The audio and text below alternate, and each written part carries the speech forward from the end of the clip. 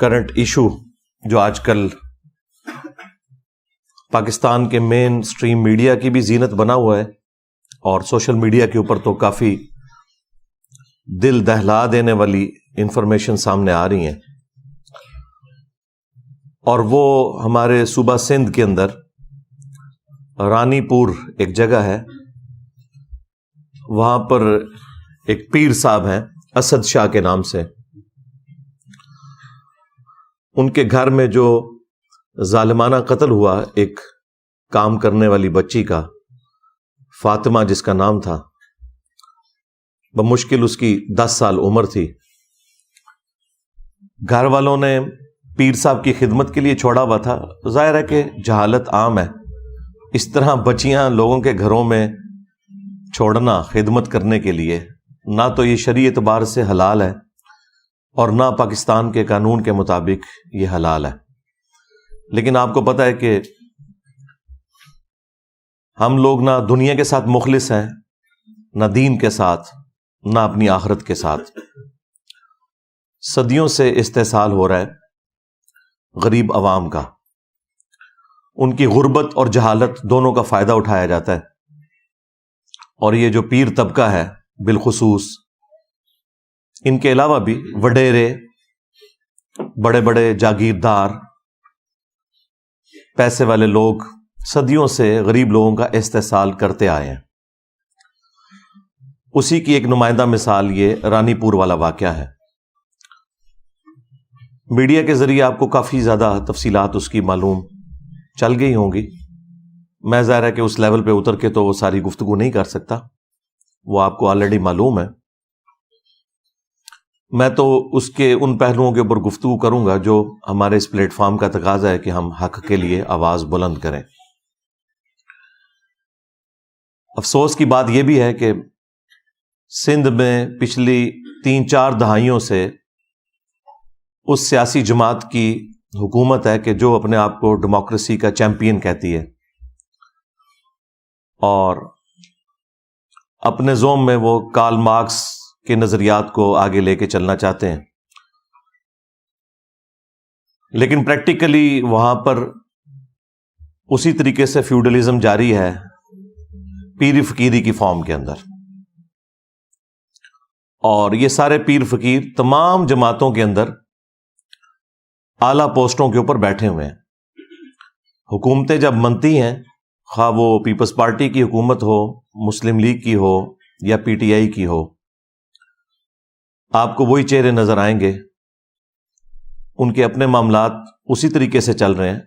ہاں، صرف T V میں تقریر کرنے کے لیے، جلسوں میں بنیادی انسانی حقوق کی آواز اٹھانے کے لیے آپ کو یہ سرگرم نظر آئیں گے، لیکن پریکٹیکلی ان کی اپنی زندگیاں ان تمام چیزوں سے آ رہی ہیں، بلکہ یہ اس پورے سسٹم کے بینیفیشری ہیں کہ یہ غریب لوگوں کا اور جاہل لوگوں کا استحصال کر رہے ہیں۔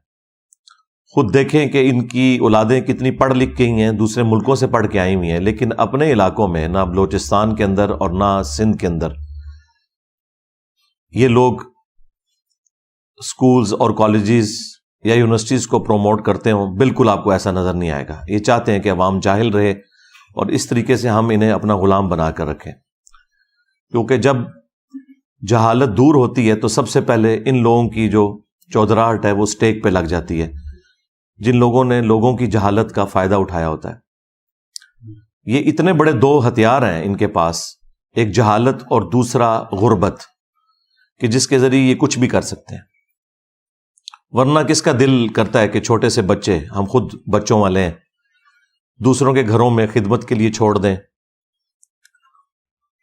اور اس کے بعد کہ جب اس طرح کی چیزیں بھی باہر نکلتی ہیں، لوگ کہتے ہیں آج کل کے پیر فقیر جو ہیں وہ راہ راست سے ہٹ گئے ہیں، اس لیے واقعات آ رہے ہیں۔ ان سے پہلے بھی جتنے لوگ ہیں وہ اسی قسم کے تھے۔ پہلے سوشل میڈیا نہیں تھا، ویڈیوز نہیں بنتی تھیں، خبریں باہر نہیں نکلتی تھیں، لوگ ڈرتے تھے بات کرتے ہوئے، کیونکہ پورے خاندان غائب کروا دیے جاتے تھے۔ کس وجہ سے؟ کہ اگر کوئی حق کے لیے آواز بلند کرے، حکومتوں میں بیٹھے ہوئے لوگ انہی پیروں فقیروں کے، جاگیرداروں کے بینیفیشری ہوتے تھے، اور یہ ان کے بینیفیشری ہوتے تھے۔ اس وجہ سے کوئی آواز بلند نہیں کرتا تھا، پورا پورا خاندان قتل ہو جاتا تھا۔ یہ آج بھی یہ جدید جو اس دور کے اندر آپ کو سچائی کے لیے آواز اٹھانا آسان ہو گیا میڈیا کی برکت سے، تو یہ بھی آپ گوروں کو دعائیں دیں کہ اللہ تعالیٰ انہیں ہدایت دے۔ یہ انہوں نے ایک بہت بڑا کام کر دیا، ادروائز ہمارے بڑوں نے تو ہمیں جاہل ہی رکھا۔ اب اس طرح کی صورتحال کے اندر سب سے پہلے تو میں ایجوکیٹ کروں گا مسلم عوام کو کہ آپ کب تک اپنے مذہبی پیشواؤں کے ہاتھوں، جاگیرداروں کے ہاتھوں، پولیٹیشنز کے ہاتھوں اس طرح یرغمال بن کے رہیں گے۔ یہ کون سا اسلام ہے کہ آپ چھوٹے چھوٹے بچے اور بچیاں ان سو کالڈ پیروں کے اور بزرگوں کے حوالے کرتے ہیں، اور اس حمام کے اندر سارے ننگے ہیں۔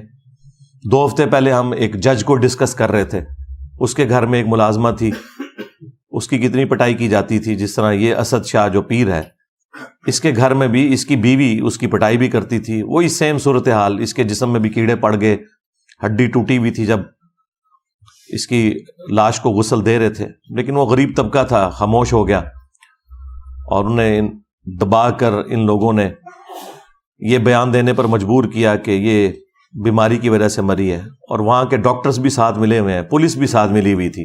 یہ تو جب سوشل میڈیا کے اوپر اس طریقے سے آواز بلند کی گئی لوگوں نے، تو پھر جو سینئر پولیس کے آفیسرز ہیں وہ میدان عمل میں اترے ہیں، انہوں نے ایک دلیری دکھائی ہے اور اس پورے معاملے کو لیا ہے۔ اب تو آپ کو پتہ ہے کہ پوسٹ مارٹم بھی ہو چکا ہوا ہے اس بچی کا، اور وہ سب کچھ ثابت ہو گیا ہے، اس کا جسمانی استحصال بھی ہوا ہے اور جنسی استحصال بھی ہوا ہے، ایک ایک چیز میڈیکل رپورٹ کے اندر آ چکی ہے۔ 10 سال کی بچی، اور دیکھیں اس کی زندگی کے آخری لمحات کیمرے میں بھی کیپچر ہیں، جس میں وہ تڑپتے ہوئے جان دے رہی ہے۔ پہلے اس کی ورڈک آئی تھی کہ ہم تو بڑے نیک لوگ ہیں، ہم تو اپنے ملازمین کو بھی اپنے ساتھ اپنے کمرے میں سلاتے ہیں کیونکہ گرمی ہوتی ہے، اور کیمرے ہم نے اسی لیے لگائے ہوئے ہیں کہ تاکہ یہ ملازمین چوری نہ کریں، اور بقول پیر کے کہ وہ ویڈیو ہم نے خود عام کی تھی یہ بتانے کے لیے کہ یہ اپنی نیچرل ڈیتھ مری ہے، یہ بیمار تھی، اور میڈیکل رپورٹ بھی جعلی بنوا لی انہوں نے۔ وہ تو جب اس کی لاش کا پوسٹ مارٹم ہوا ہے تو سارے معاملات کھل گئے ہیں کہ سب کے سب لوگ ملے ہوئے تھے، چاہے پولیس ہو، خواہ ڈاکٹرز ہوں، اور خواہ ان کے اپنے مریدین ہوں، حتیٰ کہ وہ جو کچے کے علاقے کے ڈاکو ہیں وہ اب ویڈیوز بنا کے یہ کہہ رہے ہیں کہ ہمارے پیر صاحب کے بارے میں جس نے بھی کوئی گفتگو کی ہم اسے نہیں چھوڑیں گے۔ یعنی ڈاکو بھی ان کی سپورٹ میں نکلا ہے، یہ ان کی فضیلت کے لیے کافی ہے یہ بات۔ وہ صحافیوں کو، پولیس کو، میڈیا کے لوگوں کو دھمکیاں لگا رہے ہیں، تو یہ سارے ایک دوسرے کے بینیفیشری ہیں، کیونکہ یہی وڈیرے اور پیر انہیں پالتے ہیں ڈاکوؤں کو، اور ان کے ذریعے عوام کے اوپر اپنی دھاک بٹھا کے رکھتے ہیں، اور وہ ان کے لیے کام کرتے ہیں۔ بہرحال اس وقت میڈیا کے اندر جتنی اس کی آواز بلند ہوئی ہے اور جس طریقے سے ٹیک اپ کیا ہے ہماری پولیس نے اور باقی اداروں نے، تو مجھے لگ رہا ہے کہ انشاءاللہ یہ منطقی انجام تک معاملہ پہنچے گا۔ اور وہ تو جیل کے اندر ہے، اس کی بیوی غائب ہے، پری ریسٹ بیل لی ہوئی ہے، لیکن ظاہر ہے کہ وہ بیل تو خارج ہو جائے گی، وہ زیادہ عرصہ نہیں بیل رہتی۔ جس طرح وہ جج کی وائف کی بھی فارغ ہو گئی تھی اور وہ بھی اندر ہے، جج کو بھی اس کو نوکری سے فارغ کر رہے ہیں، اس کے ساتھ بھی اب اس طرح کا معاملہ انشاءاللہ مستقبل میں ہوگا۔ شواہد کی بنیاد کے اوپر لگ رہا ہے کہ یہ اب بچنے والا نہیں انشاءاللہ تعالی۔ تو میں عوام الناس سے ریکویسٹ کر رہا تھا کہ آپ لوگ بھی ان کے ہاتھوں یرغمال نہ بنیں، خدا کے لیے اپنے دین کی حفاظت کریں، اپنی آخرت کی حفاظت کریں، اپنی اولاد کی حفاظت کریں۔ یہ مذہبی پیشوا اور جو امیر لوگ ہیں ہمیشہ سے استحصال کرتے ہیں، ہم تو یہ آج باتیں کر رہے ہیں، آج سے 700 سال پہلے حافظ ابن کثیر جنہوں نے تفسیر ابن کثیر لکھی 774 ہجری میں وہ فوت ہوئے ہیں، اور آج چل رہی ہے 1445 ہجری، تو آلموسٹ 700 سال پہلے انہوں نے قرآن کی تفسیر بھی لکھی۔ تفسیر ابن کثیر کے نام سے پوری دنیا میں اہل سنت کے ہاں ایک مین تفسیر مانی جاتی ہے، اگرچہ اس میں کچھ کمزوریاں بھی ہیں، لیکن اوورال ایک بہت اچھی تفسیر ہے۔ اور پیرلل میں انہوں نے تاریخ ابن کثیر بھی لکھی، عربی میں اس کا نام البدایہ والنہایہ ہے، لیکن اردو میں تاریخ ابن کثیر کے نام سے مشہور ہے۔ اس میں انہوں نے اپنے زمانے کے لوگوں کے بارے میں لکھا ہے اور کیٹاگوریکل انہوں نے مینشن کیا ہے کہ جتنے حکمران ہیں، بادشاہ، حکومتی عہدے داران، علماء، فقہا، بزرگان دین کی انہوں نے فضائل لکھے ہوئے ہیں. اس میں میری ویڈیو سے متاثر نہیں ہوئے تھے ابن کثیر.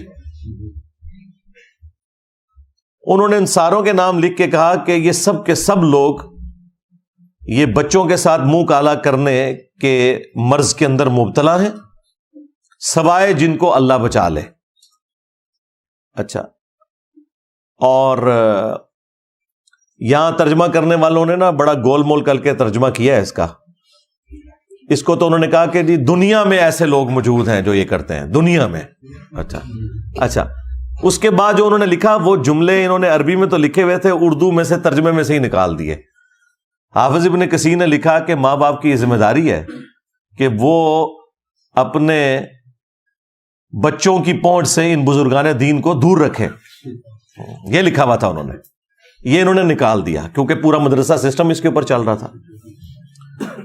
تو یہ صرف پیر فقیر یا علماء کا مسئلہ نہیں، سب کا ہی مسئلہ ہے.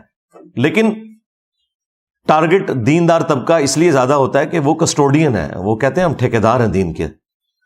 تو بھائی چوپڑیاں نالے دو اس طرح نہیں ہو سکتا. دونوں جہانی مٹھے باہو، آپ کہیں جی میں دونوں چیزیں پیرلل میں ساتھ لے کے چلوں، اس طرح نہیں ہوگا. اگر آپ دنیا میں عزت کلیم کر رہے ہیں قرآن و سنت اور دین کے نام کے اوپر، تو اب جب آپ ایکسپوز ہوں گے تو آپ کے ساتھ ذلت والا معاملہ بھی دوہرا ہوگا، کیونکہ آپ نے عزت اس کی بنیاد پہ کمائی ہوئی تھی. اب یہ تو عوام کے لیے میرا ایک میسج تھا، بلکہ ہماری تو پوری کی پوری دعوت عوام کو ایجوکیٹ کرنے کی ہے. رہ گئے یہ پیر فقیر طبقہ یا علماء کا طبقہ، ان کے لیے بس میں اتنا ہی کہوں گا، ان میں جو اچھے لوگ ہیں ان کو چاہیے کہ فرنٹ سے لیڈ کریں، اور جو ان کے اندر یہ کالی بھیڑیں گھسی ہوئی ہیں، بلکہ یہ کالی بھیڑوں میں جو 2-3 سفید ہیں وہ ان کالی بھیڑوں کو ایکسپوز کریں. یہ ساری کالی ہیں الا ماشاء اللہ. لیکن اکا دکا لوگوں کے سوا آپ کو کسی کا بیان نظر نہیں آئے گا. بڑے لوگوں میں سے تو کسی کا بیان نہیں ہے، کسی پیر کا، کسی بڑے مفتی کا کوئی بیان آپ کو نظر نہیں آئے گا جو ان کے ہیڈز ہیں کہ وہ اس طرح کے واقعات کو کنڈیم کریں. خصوصاً اب جب واقعہ آیا تو سامنے ان کا بیان آنا چاہیے. ویسے تو یہ چھوٹی چھوٹی بات کے اوپر جو ہے وہ سڑکوں کے اوپر نکل آتے ہیں، روڈز بلاک کر دیتے ہیں، احتجاج کرتے ہیں، دھرنے دیتے ہیں. اب یہ کہاں مر گئے ہیں؟ نہیں نظر آ رہے، کیونکہ اگر وہ سامنے نکلیں گے تو وہ بتائیں گے بھائی آپ لوگ بھی تو یہی کچھ کر رہے ہو. ایک دوسرے کے یہ سمجھ لیں جنہوں کہنا سی پنجابی کانے نے، ایک دوسرے کی اصلیت ان کے اوپر ایکسپوز ہوئی ہے. سیدھی سی بات ہے، ہمیں تو یہی لگ رہا ہے. کدھر یہ بڑے سامنے آئے نا، یہ جو کہتے ہیں جی نہیں وہ اصلی پیر بھی ہوتے ہیں، جی جعلی پیر بھی ہوتے ہیں، ڈبا پیر بھی ہوتے ہیں. چلو جی جڑے اصلی نے سامنے آؤ، نہیں آ رہے. یہی کچھ ہی ہے سب کچھ الا ماشاء اللہ. تو ان کے لیے تو یہ میسج ہے. باقی جو ان میں کالی بھیڑیں ہیں جو زیادہ تر ہیں، انشاءاللہ اللہ تعالیٰ انہیں عذاب دے گا. ان کے لیے تو ہماری دعا ہے کہ اللہ تعالیٰ انہیں ہدایت دے، اگر ہدایت نہیں ہے تو تباہ و برباد کرے، اس دنیا کو پاک کرے ان لوگوں سے. اس کے بعد جو ہماری حکومت میں بیٹھے ہوئے لوگ ہیں، چاہے وہ پولیٹیشنز ہوں، ریاستی اداروں کے لوگ ہوں، ان سے بھی میں کہوں گا کہ آپ لوگ اس طرح کے معاملات کے اوپر سینسٹیو ہو کر یہ سمجھتے ہوئے کہ یہ بچے ہمارے ہی بچے ہیں، اگر آپ کے بچوں کے ساتھ کوئی ایسا معاملہ ہوتا تو آپ لوگ کیا کرتے؟ آپ لوگ ان تمام معاملات کے اندر ان بچوں کو اپنا بچہ سمجھتے ہوئے ٹیک اپ کریں، اور نہ دن دیکھیں اور نہ رات، اور ان معاملات کو فوراً منطقی انجام تک پہنچائیں اور میڈیا کے ذریعے عوام کو اپڈیٹ رکھیں اگر آپ آنے والی نسلوں کو بچانا چاہتے ہیں. نہ کہ یہ کہ آپ ان کی پشت کے اوپر کھڑے ہوں ان لوگوں کو سپورٹ کرنے کے لیے. جوڈیشری بھی سو موٹو کوئی اس طرح کے معاملات میں نہیں لے رہی ہوتی، باقی معاملات میں لے رہے ہوتے ہیں. اس وقت بھی سپریم کورٹ کے اندر 54,000 سے زیادہ پٹیشنز پڑی ہوئی ہیں، کیس پینڈنگ ہیں جو انہوں نے فیصلے کرنے ہیں. لیکن یہ فیصلے کیا کرتے ہیں کہ عمران خان کو ضمانت دینی ہے یا نہیں دینی، نواز شریف کے کیس ختم کرنے ہیں یا نہیں کرنے. رات کو یہ اپلیکیشنیں دیتے ہیں، صبح لگ جاتی ہیں، اور باقیوں کے کیسز سالوں سے لائن میں لگے ہوئے ہیں. مہینوں ہفتوں کی میں بات نہیں کر رہا، سپریم کورٹ میں 4 سال 5 سال 10 سال کیس نہیں لگتا کہ جی آپ کا تو نمبر ہی نہیں آیا. تو نمبر یہ ان لوگوں کے لگا رہے ہوتے ہیں کیونکہ سارے ایک دوسرے کے بینیفیشری ہیں، ایک دوسرے کو سپورٹ کرتے ہیں. شکلیں بدلتی ہیں، کرتوت سب کے ایک جیسے ہی ہوتے ہیں. ہاں کچھ کے آپ کو شروع میں نہیں پتا چلتے، بعد میں پتا چل جاتے ہیں، اور کچھ کے آپ کو اوپنلی پتا چل جاتے ہیں. اس لیے آپ لوگ فرق کرتے ہیں. ہمیں تو اندازہ ہے کہ یہ پورے کا پورا سسٹم ہی اتنا بگڑ چکا ہے کہ اس کے اندر اب اتنی جلدی اصلاح ممکن نہیں ہے. تو حکومتی جو لوگ ہیں انہیں بھی یہ معاملات دیکھنے کی ضرورت ہے. یہ تو میں نے ساری جنرل باتیں کی. اب میں قرآن و سنت کے حوالے سے 2-4 باتیں عرض کر دوں. سورۃ المائدہ میں اللہ تعالیٰ نے سورۃ النساء کے اندر واضح طور پر حکم فرمایا کہ اے اہل ایمان، اللہ کے لیے کھڑے ہو جاؤ انصاف کے لیے گواہی دیتے ہوئے. اور سورہ نساء میں تو یہاں تک آیا کہ اگر تمہیں اپنی جان کے خلاف گواہی دینی پڑے، اپنے ماں باپ کے خلاف، رشتہ داروں کے خلاف گواہی دینی ہے اور سچائی کے لیے کھڑے ہونا ہے. اس طرح کے سارے معاملات کے اندر بھی جو لوگ گواہ ہیں انہیں پتہ ہے کہ ریئل ٹائم کیا ہوا ہے، انہیں بالکل گواہی دینے میں کوئی آر محسوس نہیں کرنی چاہیے اور دلیری سے گواہی دینی چاہیے. اس کے بعد اللہ تعالیٰ نے سورۃ المائدہ میں ایسے لوگوں کی جو سزا ہے وہ بھی بیان فرمائی ہے کہ ہم نے بنی اسرائیل کے لیے بھی یہ طے کر دیا تھا اور اس شریعت کے اندر بھی کہ جان کے بدلے جان، آنکھ کے بدلے آنکھ، ناک کے بدلے ناک، کان کے بدلے کان، دانت کے بدلے دانت، اور ہر زخم کے بدلے اس لیول کا زخم لگایا جائے اس ظالم کو کہ جس نے مظلوم کے ساتھ یہ سارا معاملہ کیا. اس طرح کے جتنے واقعات رپورٹ ہوتے ہیں، جو تکلیف ان لوگوں نے ان بچوں کو دی ہوتی ہیں، یہ ساری تکلیف انہیں دینی چاہیے اور اعلانیہ دینی چاہیے. سورۃ النور میں بھی آیا نا کہ بدکاری کی سزا کو ویٹ کرے گا مسلمانوں کا ایک گروہ تاکہ باقیوں کے لیے ڈیٹرنس ہو جائے. یہ چھپا کے سزائیں نہیں ہونی چاہیے بلکہ اعلانیہ ہونی چاہیے. اس کے بعد سورۃ المائدہ ہی میں اللہ تعالیٰ نے فرمایا کہ جو فساد فی الارض کرنے والے لوگ ہیں، یہ فساد فی الارض کرنے والے لوگ ہیں. اس طرح کے لوگ جو غریبوں کے ساتھ یہ ظلم والا معاملہ کرتے ہیں، یہ جو فساد فی الارض کرنے والے لوگ ہیں، ان کی سزا یہ ہے کہ ان کے مخالف سمت کے ہاتھ پاؤں کاٹ دیے جائیں اور انہیں سولی دے دیا جائے. پبلکلی یہ سارے کا سارا معاملہ ان کے ساتھ کیا جائے تاکہ باقی لوگوں کے لیے ڈیٹرس بنے.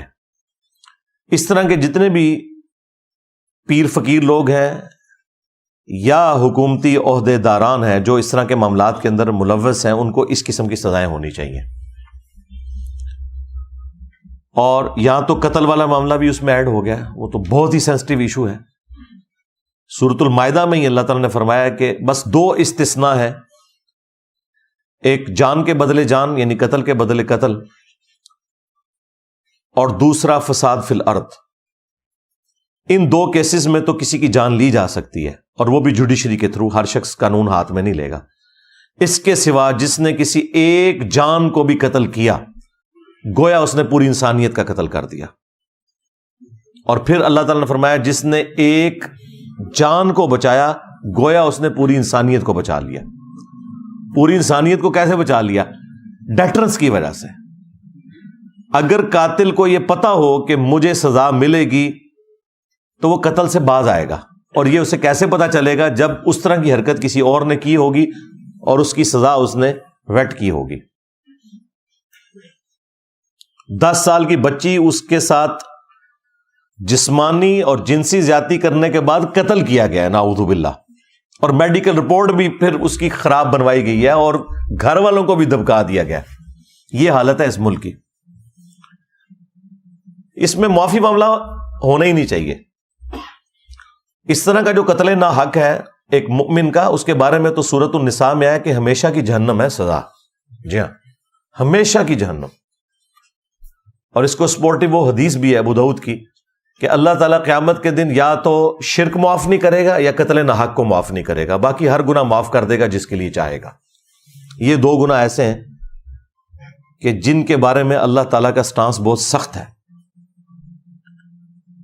اب اس میں سورہ النساء کے اندر اللہ تعالیٰ نے ایک آپشن رکھا ہے کہ اگر مقتول کے ورثاء معاف کرنا چاہیں تو وہ کر سکتے ہیں، اور اسی کی پلی پھر لے کے یہ سارے لوگ اینڈ پہ چھوٹتے ہیں، آج تک جتنے لوگ چھوٹے ہیں.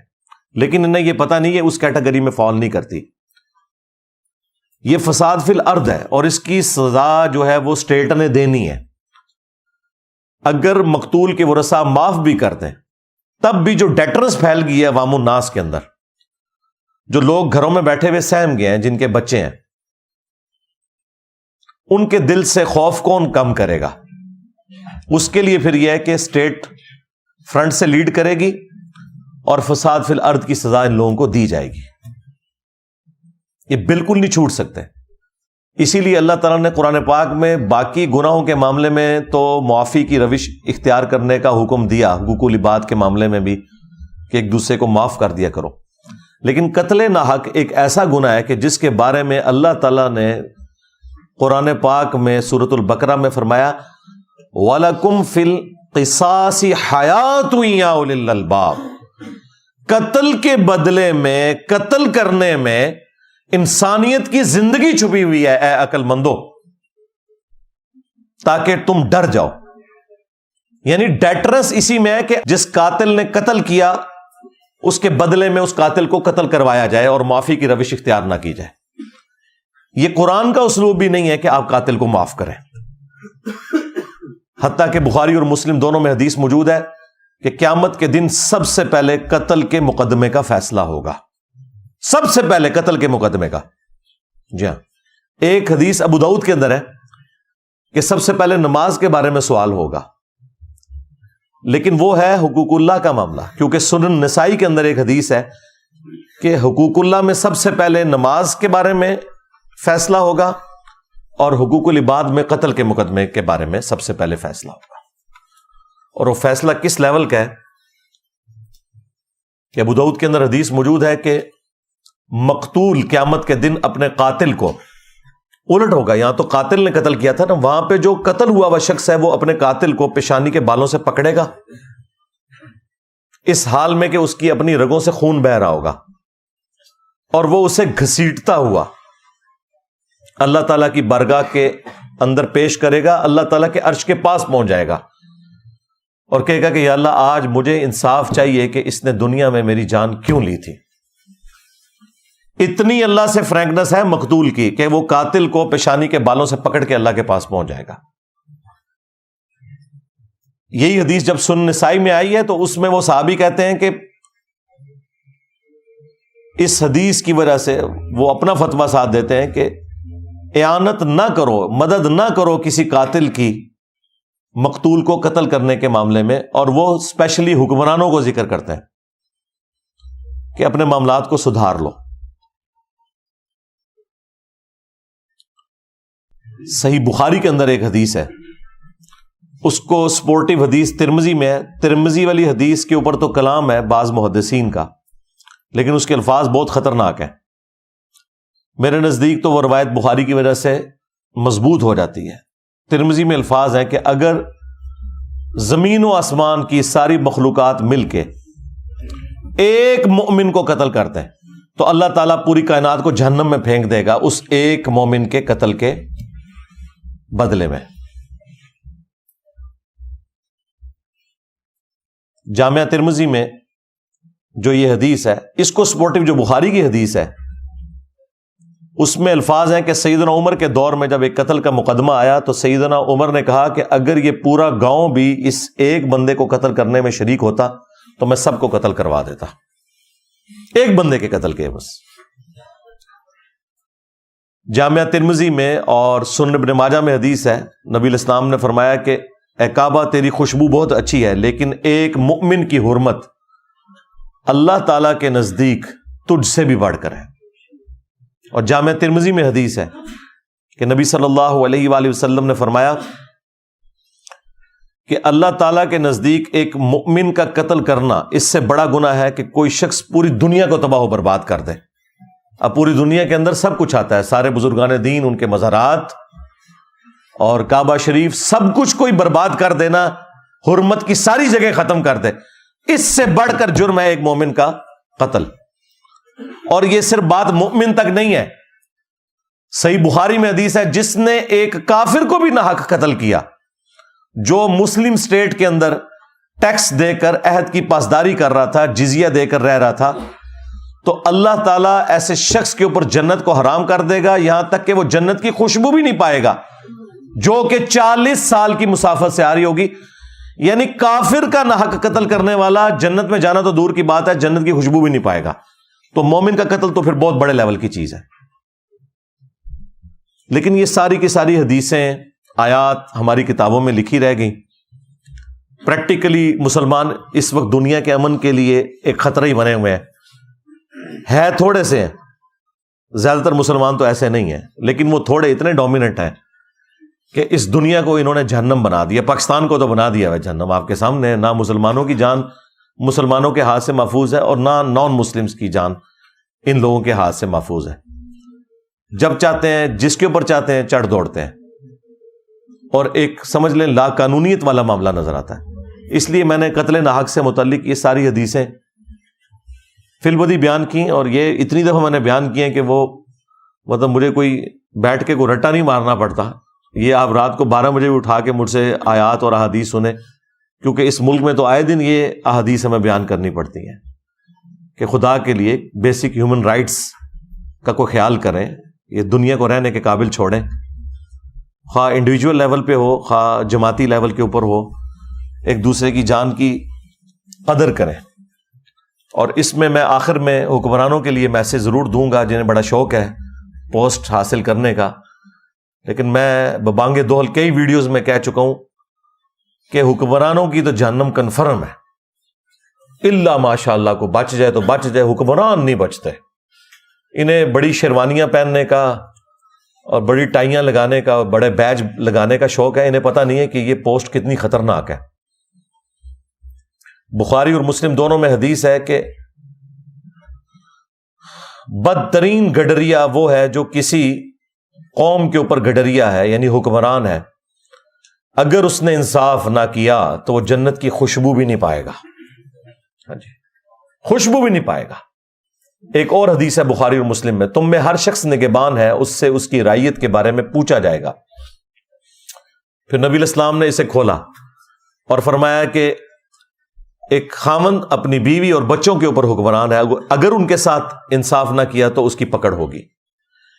ایک بیوی اپنے خاوند کے مال اور بچوں کے اوپر حکمران ہے، اس سے اس کے بارے میں پوچھا جائے گا. اور ایک حاکم وقت اپنی رعایا کے اوپر نگہبان ہے، اس سے اس کے بارے میں پوچھا جائے گا. کامیاب ہو گیا تو ہو گیا، ادروائز تو جہنم پھر پکی ہو گئی.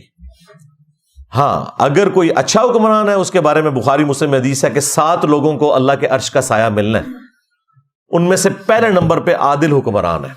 ہاں، وہاں پہ بھی مرتبہ اوپر ہے، لیکن یہ پھر آپ کو ڈھونڈنے سے بھی نہیں ملے گا کوئی، یہ بڑا مشکل کام ہے. اس لیے اگر پوسٹ سنبھالی ہے تو میرے بھائی ان پوسٹ کے تقاضے بہت زیادہ ہیں. ذمہ داری پھر یہ نہیں ہے کہ آپ نے پریویلیجز ہی لینے ہیں، نہیں، رسپانسبلٹی بڑھ جائے گی. اللہ کے حضور پھر کوئی چھڑوانے والا نہیں ہوگا اگر آپ نے اپنی پوسٹ کے ساتھ انصاف نہیں کیا اور اپنے معاملات کو صحیح طریقے سے نہیں لے کر چلے.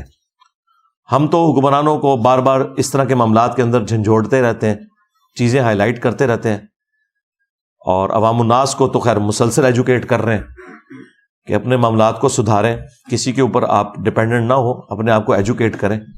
اس کے باوجود اگر اس طرح کے کوئی معاملات ہوتے ہیں تو پھر ہمیں اپنی غلطیوں کے اوپر بھی غور کرنا چاہیے. صلو علی محمد و آل محمد، اللہم صلی علی محمد وعلی آل محمد